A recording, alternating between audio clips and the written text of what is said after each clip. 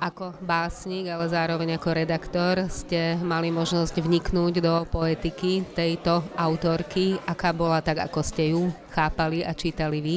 Ja som celú tú robotu nebral nejak rutinérsky, redaktorsky, ale bol to pre mňa taký výraz takého osobitného vzťahu, možno vzťah srdca k poézii vôbec.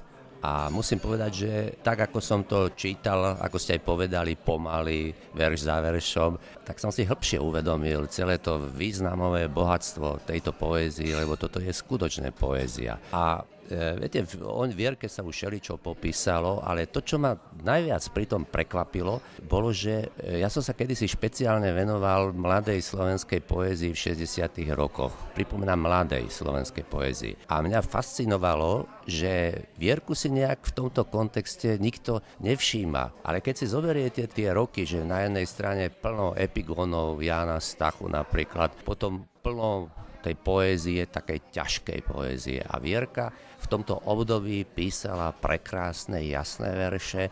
Tie jej básne mali svoju takú správnu básnickú uzavretosť. Prečo je dôležité, aby sme na Slovensku vnímali tvorbu dolnozemských Slovákov a Sloveniek zo Srbska a chápali ju ako súčasť slovenskej kultúry? Samozrejme, to je vážna otázka, lebo slovenská literatúra nevzniká len na Slovensku, ale vzniká aj za hranicami Slovenska. A konkrétne, prečo práve túto dolnozemskú a špeciálne vojvodinskú literatúru, ja si myslím, že viete, ono je také veľmi čarovné, keď to čítate, že na jednej strane je to súvislosť so srbskou poéziou, tá je úplne iná ako slovenská poézia. Pochopiteľne súvislosť aj so slovenskou poéziou a z toho vzniká taký čarovný organizmus básne, teda z tohto spojenia. Rada sa budem rozprávať s autorkou výberu Herbár zeme. Herbár zeme je názov, ktorý je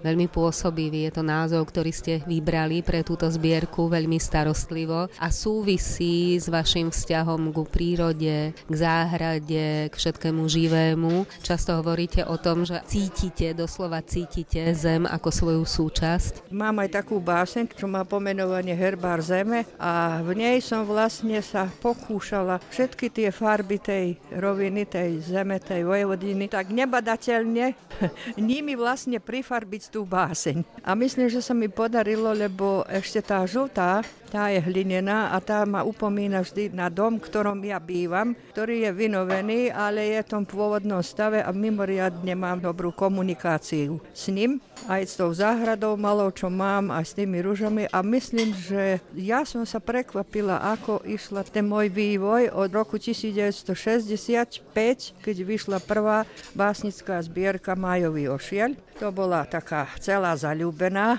Čo znamená pre vás ako pre dolnozemskú autorku, poetku, prozaičku, publicistku, ak vychádza Herbár zeme v starej vlasti, majú možnosť čitatelia a čitateľky čítať výber z vašich poetík, tak ako ste ich tvorili počas 10 ročí? Viete, ja som na tento výber vlastne veľmi čakala, pretože mi záleží, aby tie spony boli veľmi pevné, ako čo boli vždy. Myslím si, že sa môže napojiť na súčasnú slovenskú poéziu, že som nie niekde mimo, ako nás kedysi menovali len ako krajani a krajanská literatúra, ale že hoci sme za tými humnami, ako povedal tu niekto, ale sme predsa len nie na veľmi veľkej periférii a výber vyšiel aj vo Slovenskom vydavateľskom centre a bol zaujímavý výber, urobil muž, čo sa mi páčilo, ženy by istotne vybrali iné básne z tých všetkých zbierok, čo som mala, ale ma potešilo.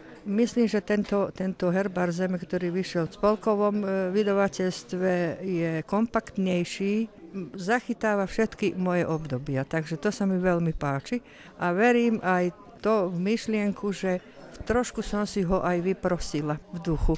S tým, že Ministerstvo kultúry už podporuje aj autorov Slovákov, ktorí žijú v zahraničí a to veľa znamená. A to bolo vlastne cieľ, aby sme sa zoznámili.